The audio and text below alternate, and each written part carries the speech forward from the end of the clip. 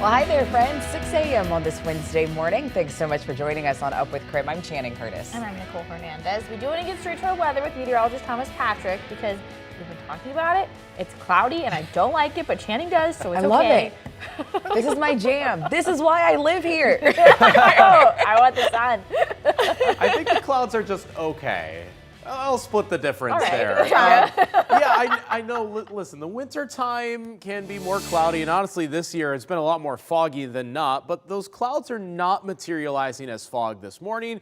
We're also not seeing any rain nor snowfall, so it's just kind of a quiet but cloudy day overall. Doppler radar is overall clear across the inland northwest. There are some nearby storm systems. The closest is a bit closer to Portland. There's a storm system that's approaching west central Oregon, but that's going to miss us by quite a bit. And when I say pretty normal, I mean normal for El Nino standards, because once again, our temperatures are well above the freezing mark, between 35 and 40 degrees as of 6 o'clock in the morning. And for February, this is about 10 degrees above normal for low temperatures.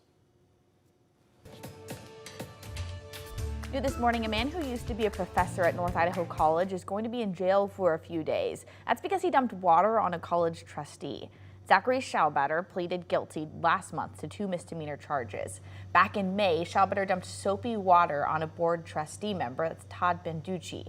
Court documents say Schaubetter did that less than an hour after his exit interview at the college. Schaubetter told officers that he thought it was Benducci's fault his contract didn't get renewed.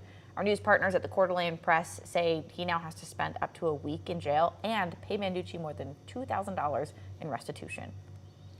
Well, Idaho's longest-serving death row inmate is expected in court today for a hearing to stop his execution. Thomas Creech's attorneys filed a new federal appeal to delay his upcoming execution. They're also asking for a clemency hearing to change his death sentence. The attorneys are accusing prosecutors of fabricating evidence in the 1981 murder trial that landed Creech on death row. Creech is scheduled to be executed on February 28th. Well, this morning, new details in the Airway Heights shooting that killed a man over the weekend. Divine Bullard says he shot his gun in self-defense during an argument. And police have not charged Bullard with murder at this point. Right now, he's just facing 4 assault charges. Court documents say Bullard flashed a gun at a group of kids at a park. So then a group of men went to confront Bullard at his house. 2 witnesses said Bullard reached for a gun in his waistband like he was going to pull it out. So one of the men said he was scared for his life and decided to pepper spray Bullard. Then that's when Bullard started shooting, ultimately killing a 28-year-old man. Instead of contacting law enforcement, to solve their problems, they decided to act as vigilantes. And they went over to challenge him, and they went to his house. The court set Bullard's arraignment for February 21st.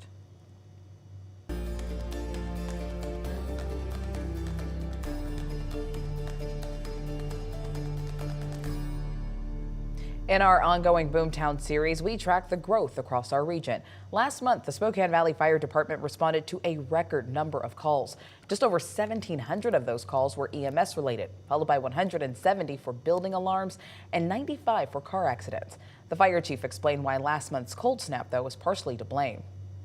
A lot of busted pipes, so we had an increase of those calls by 132%. So it was actually the second busiest call behind our EMS calls. Officials say that the cold weather and icy conditions contributed to an increase in car accidents as well. New court documents detail what led to that stabbing at Shadel Park High School last week, where 1 student was taken to the hospital. KREM 2's Amanda Rowley is now asking the school district how it's addressing student safety. One Shadel Park High School student is recovering from a stab wound, and another student is now in custody at the Spokane County Juvenile Center. Based on new documents filed, we now know that fight between those students had been brewing for some time.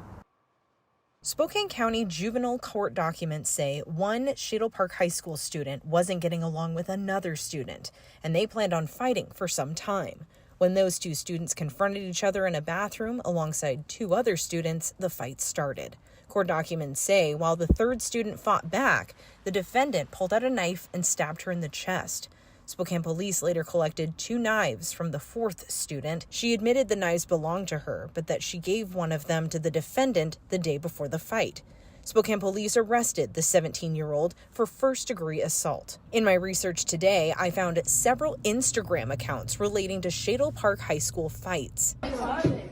This is just one of many videos of fights at the school posted over the past year. When asked how Spokane Public Schools is addressing this fight culture at Shadel Park High School, they sent this statement.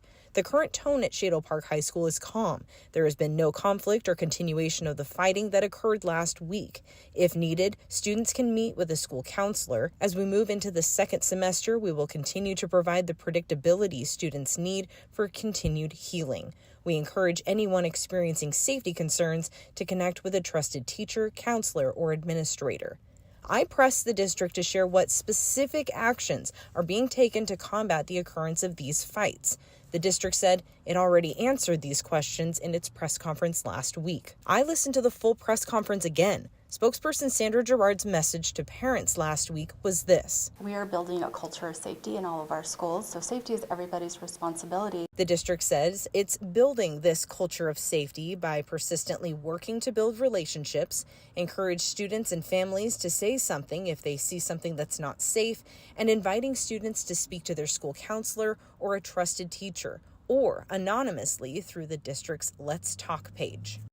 Now, as for the 17-year-old student who Spokane police arrested here last week, she made her first appearance in juvenile court yesterday. Now, she isn't formally charged yet, but she will remain in the juvenile detention center as she awaits her arraignment scheduled for February 13th. Amanda Rowley, KREM 2 News. The NTSB released its first report on the door plug that blew out of an Alaska Airlines plane while it was in the air. It happened almost exactly a month ago on a Boeing 737 MAX 9 that took off from Portland. The investigation found Boeing repaired the plug at its Renton factory last year, but the bolts were not reattached. The report includes a photo that was sent in a text message between Boeing team members showing where the bolts were missing. It appears that at some point the bolts were installed in this plug and then it was removed, just as some witnesses have suggested, at Boeing's facility, and then reinstalled, perhaps without those bolts. Boeing says it is adding new inspections for door plug assembly, as well as new signs and protocol for when it's removed and reinstalled. That's on top of other new quality control procedures. Today, Michael Whitaker, the head of the FAA, is meeting with airline leaders to talk about safety trends. Whitaker testified before a House subcommittee yesterday. He said he will hold Boeing accountable for the door plug blowout. He said the FAA will not let Boeing make any more 737 MAX 9 jets until they fix the quality control problems. He said he does need more employees, though, to look into those issues. I think we're going to need more boots on the ground. We're going to need more inspectors. We don't have that many inspectors on the aircraft certification side of the house. So that will be an addition of manpower. He also said his agency is halfway through the reviewing of the manufacturing at Boeing, and he already knows they need to make changes in how the government oversees the company. This morning, our weather conditions are fairly calm and quiet, just cloudy if anything else, and our temperatures are certainly mild for the season at 37 degrees. Nothing but overcast skies. In fact, the fog does not appear to be a concern for today. Our visibility reports are holding steady. Small reductions here or there, but nothing that would be noticeable for the kind of standard person on the road. 3-mile visibility in Spokane, that is a-okay. In fact, it improved in the last hour. So looking at just cloudy conditions all day long. So not much sunshine, but not much rain or snow either. Looks like those rain and snow chances will pick back up just a little bit later on for this week, and we'll detail those next storm systems in a few moments. The Gonzaga men's basketball team is taking on Kentucky on the road on Saturday. The only place you can see that matchup is right here on KREM 2. Tip-off is at 1 o'clock, and right after the game, we'll have a live Bulldog Madness special with our KREM 2 sports team, Travis Green and Andrew Quinn. They're going to be breaking down the keys to the game, and they'll have sit-down interviews with Spokane's own Anton Watson and Bulldogs forward Graham Ike. Plus, we'll hear from senior Yvonne Ejim on her standout year and the team's success. Don't miss the Bulldog Madness special this Saturday afternoon. And all this Bulldog Madness talk brings us to our wake-up call this morning. With the big game on Saturday this morning, we want to see you rocking your Zags gear.